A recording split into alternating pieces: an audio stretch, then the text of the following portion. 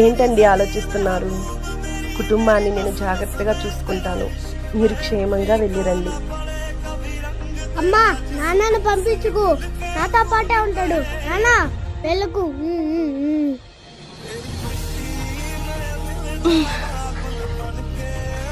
చూడు చిట్టి తల్లి, నాన్న మనతో ఉంటే మనం మాత్రమే హ్యాపీగా ఉంటాం. అదే ఆర్మీకి వెళ్తే మన దేశం మొత్తం చాలా సంతోషంగా హాయిగా నిద్రపోతుంది.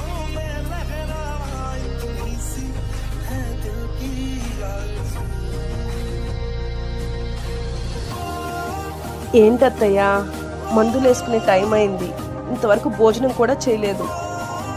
ఏమీ ఆలోచించకండి.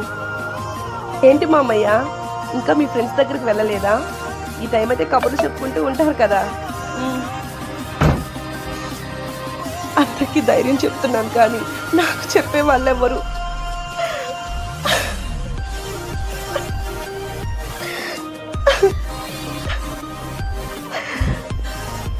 కన్న కొడుకుని ఆర్మీకి పంపించి ఎప్పుడు ఏ వార్త వినాలో గుండెల్లో భయం. దేశం కోసం పోరాడే కొడుకుని తలుచుకొని గర్వం.